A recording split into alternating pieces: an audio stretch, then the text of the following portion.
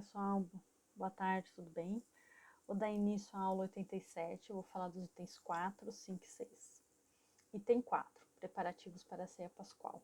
Lucas, capítulo 22, versículos 1, depois eu vou ler o versículo 7 a 13, tá bom? Então vamos lá.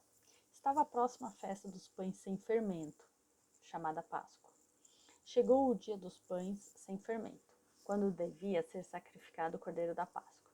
Jesus então enviou Pedro e João dizendo: Vão e façam os preparativos para comermos a ceia de Páscoa. Eles perguntaram: Aonde queres que a preparemos? Jesus lhe disse: Eis que, ao entrar na cidade, virá ao encontro de vocês um homem carregando uma vasilha de água. Sigam-no até a casa onde ele entrar e digam ao dono da casa: O mestre lhe pergunta: Aonde está a sala? Onde poderei comer a ceia de Páscoa com os meus discípulos? Ele vai lhe mostrar uma sala grande com almofadas no andar de cima. Preparem aí. Eles foram, encontraram tudo como Jesus havia dito e prepararam a ceia de Páscoa. Nesses versículos, nesse versículo, inicia a narrativa da traição de Judas, né? E essa festa do pão sem fermento realmente era uma festa, era um pão feito com farinha de trigo e assado sem fermento.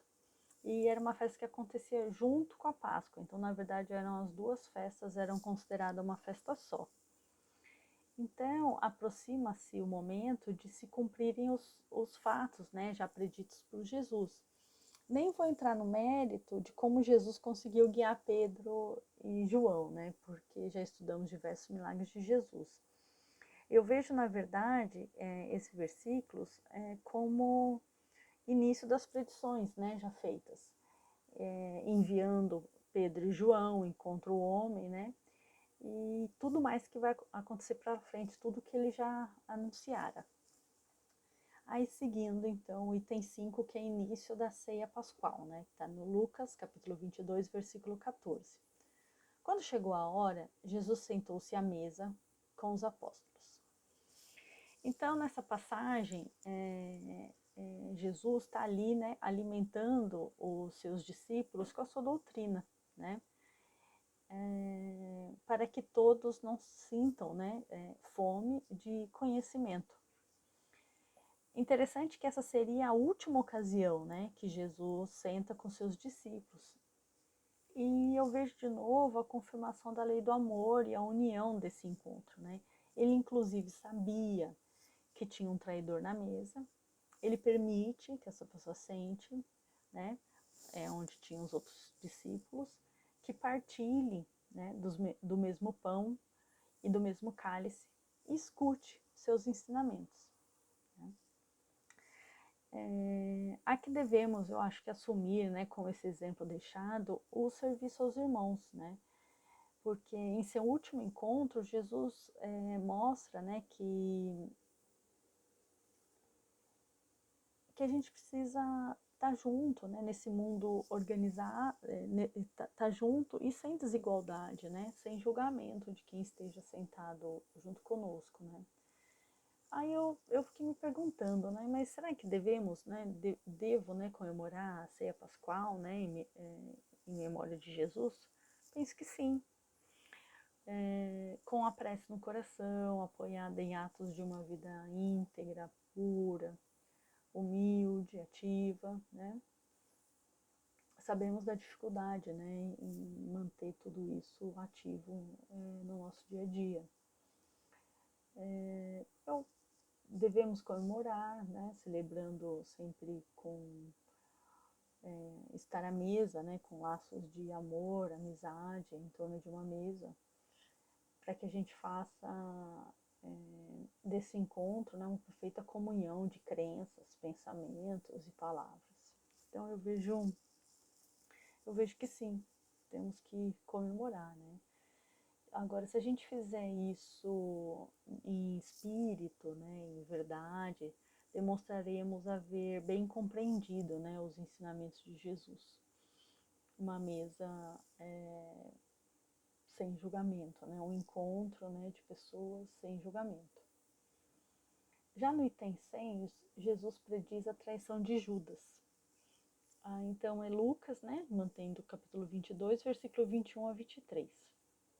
Mas, eis que a mão daquele que vai me trair está comigo, sobre a mesa, porque o Filho do Homem se vai, como foi determinado, mas ai daquele homem pelo qual ele é entregue.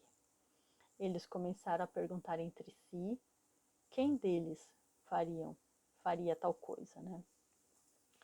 Então, Jesus está na mesa com seus discípulos, né, e conversando com eles, diz que um trairá.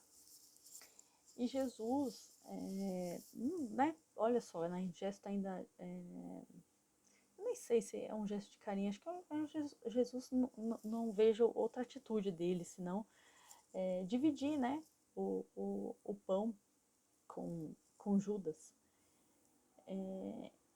E Judas se retira, né, quando Jesus fala, né, que o que tens que fazer executa-se depressa. Aí Judas se retira do local rapidamente, né, e todos começam a perguntar quem é que vai trair Jesus, né. A atitude de Judas, né, no final, eu vejo como um resgate para nós, né, de ensinamento, de consciência, né, resgate para a vida, né, para que a gente não sejamos tão egoístas, né, porque Judas foi, né, ele pensou somente no dinheiro, né, porque a gente fica se perguntando, né, por que Judas, né, fez isso, enfim. Por outro lado, não é motivo de julgamento, eu imagino que tinha que ser. Assim como Judas, né, e Pedro também traíram e negaram Jesus, quando erramos, quando esquecemos de agradecer ou temos vergonha de assumir que acreditamos nele, que somos seus seguidores, que somos fiéis, né, aos seus ensinamentos, será que não estamos fazendo o mesmo papel? Então, não vou aqui condenar Judas, né, nem Pedro. Vamos refletir sobre tudo que nos leva a negar e trair Jesus. Refletir sobre as nossas reações quando somos traídos, excluídos, negados, desprezados. Quando somos Judas ou Pedro.